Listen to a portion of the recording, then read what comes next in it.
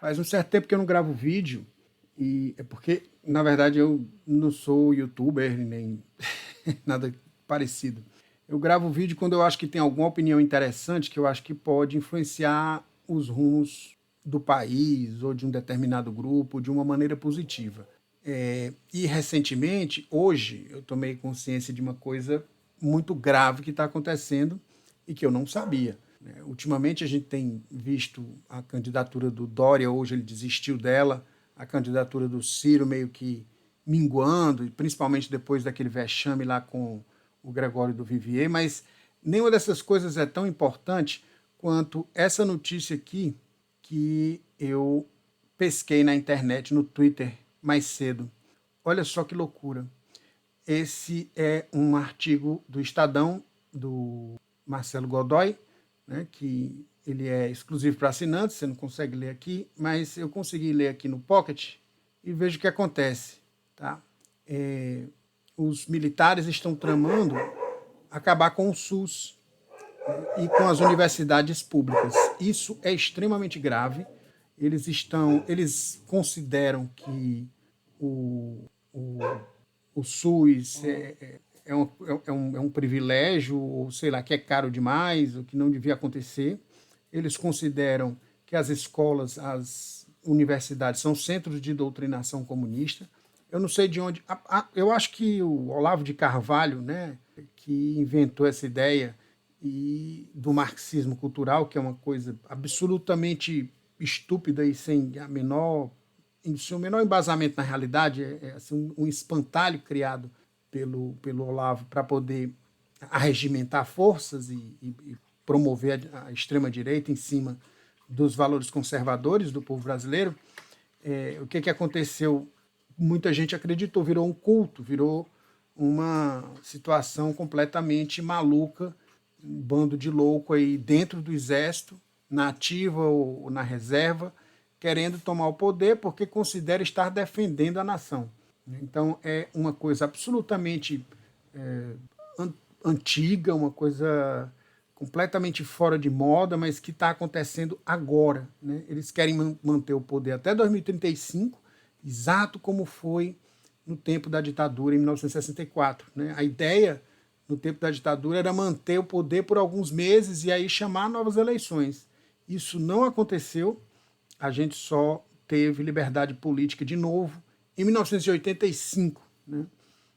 21 anos depois. Aliás, 85 foi o primeiro a votar mesmo, a gente começou a votar de novo em 89, né? Então foram 26 anos de uma ditadura que teve períodos extremamente duros. Teve muita gente sendo torturada e morta por ter opiniões diferentes do establishment militar que se criou em 1968 com o AI-5. Então, veja que eles estão querendo isso de novo. Como dizia Bertolt Brecht, as cadelas do fascismo estão sempre no cio e essas cadelas estão no cio nesse momento. Olha o que é que ele diz aqui. Né? Ele diz que cita a música Eu Te Amo, Meu Brasil, né? E diz que ela foi tocada, inclusive, nessa solenidade em Brasília, né? No dia 19 de maio. Os institutos Vilas Boas, Sagres e Federalista apresentaram um projeto de nação, né? O Brasil em 2035. Esse foi um evento que o vice-presidente, o general Hamilton Mourão, estava presente. E aí, olha só, a ideia de entregar um Brasil melhor aos nossos filhos e netos, essas figuras envolvidas nesse trabalho, militares e civis, eles fizeram esse documento com 93 páginas, coordenado pelo general Luiz Eduardo Rocha Paiva, ex-presidente do grupo Terrorismo Nunca Mais, a ONG do coronel torturador Carlos Alberto Brilhante Ustra. Então veja que aí tem a nata do que há de pior dentro do Exército se formando com a intenção explícita de dar um golpe. O Rocha Paiva diz que o Ustra é apartidário, aberto e flexível, que são esses eufemismos que eles usam quando querem partir para a briga pesada. Ele traça um cenário no qual se projeta o domínio do bolsonarismo no Brasil até 2035. Pense no tamanho que a gente vai ficar moralmente, o tamanho que vai ficar a população indígena, a natureza, tá? O juízo da gente com esses malucos no poder até 2035. Ele disse que o estudo está à disposição de todos, tá? E Mourão, que recebeu um exemplar, um representante do governo que estava lá também, mesmo que haja mudança de governo. Aí, se for da direita para a esquerda, ele vai jogar fora. Eu não acreditaria nisso, né? Então, são 37 temas estratégicos: geopolítica, governança nacional, desenvolvimento de ciência e tecnologia, educação, saúde, defesa natural e segurança. Fala em Amazônia, dentro do tema defesa nacional, no capítulo Integração da Amazônia no Brasil.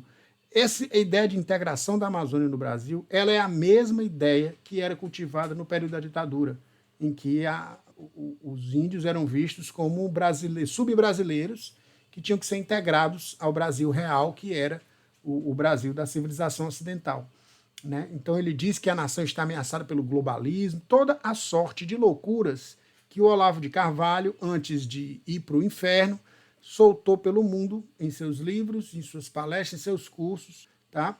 Que é simplesmente um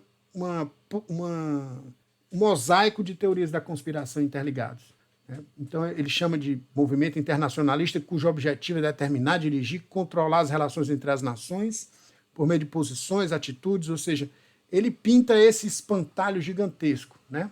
E o Eduardo Vilas Boas, lá da cadeirinha de rodas dele, né, usando o que ele tem de inteligência, de influência, mesmo com ela, com a doença paralisante, conspirando nessa direção abjeta, né, junto com os outros. Rocha Paiva, o globalismo tem aliados poderosos no Brasil.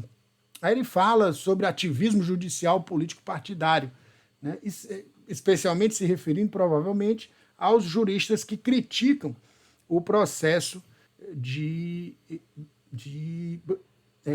cancelamento dos processos que tinham contra o ex-presidente Luiz Inácio Lula da Silva, que é novamente favorito nas eleições. Então veja que o movimento da Lava Jato, o culto lavajatista, removeu Lula da possibilidade de concorrer ao pleito de 2018, que era o favorito, promoveu Jair Bolsonaro à condição de presidente, um indivíduo que não tem condições mínimas nem para ser deputado, que dirá para ser presidente, e colocou, e Sérgio Moro, que foi o arquiteto dessa loucura toda, foi ser ministro do presidente Bolsonaro, tratando-se realmente de um grande golpe arquitetado por vastas camadas da sociedade, especialmente os militares e setores do judiciário. E aqui agora querem enquadrar os outros juristas, alguns deles célebres, né, que consideram, como de fato foi, essa situação do Lula como uma perseguição.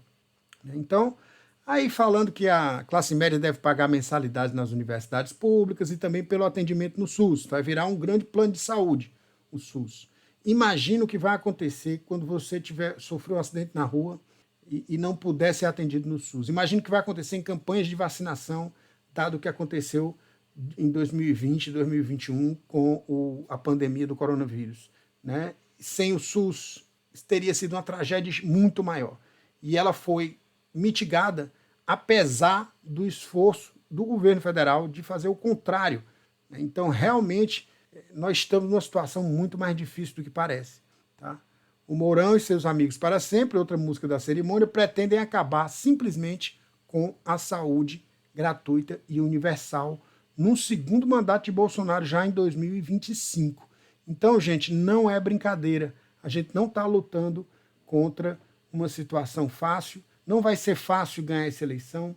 E em ganhando a eleição para o Lula, que é o candidato favorito, o único que tem no momento condições de derrubar a candidatura do atual presidente Bolsonaro, ainda assim a gente corre o risco de um golpe que seria muito mais facilmente orquestrado caso houvesse um segundo turno.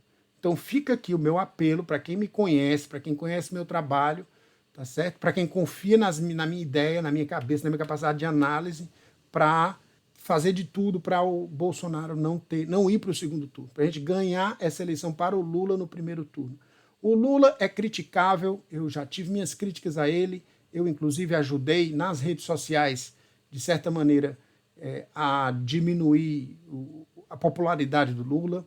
né? Mas o Lula é uma pessoa que passou por uma perseguição política enorme a partir do judiciário, 7 setores do judiciário, que o condenaram sem provas, tá certo? E ele deu uma grande volta por cima, sem mágoa, está concorrendo de peito aberto para esse pleito.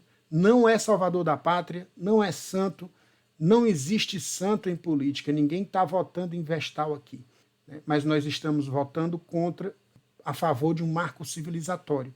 Não é por acaso que você tem numa mesma chapa um indivíduo que é um católico progressista e um outro que é da Opus Dei, que é um católico conservador, que é o vice do Lula, que é o Alckmin. Essa união é histórica e ela demonstra simplesmente a civilização se unindo contra a barbárie, porque o que nós conquistamos socialmente no Brasil é uma coisa invejável. O SUS não é perfeito, mas ele é muito mais dinâmico para fazer campanha pública de saúde, vacinação, tudo que é necessário para uma pessoa que não tem dinheiro, por exemplo, fazer uma operação de qualquer natureza que seja, ou adquirir um medicamento que ela não poderia comprar. E isso tudo eles querem destruir. A educação pública e gratuita e saúde pública e gratuita, eles querem simplesmente vender como querem vender o país inteiro. Eu espero que vocês entendam a minha posição e atendam ao meu apelo. Boa noite.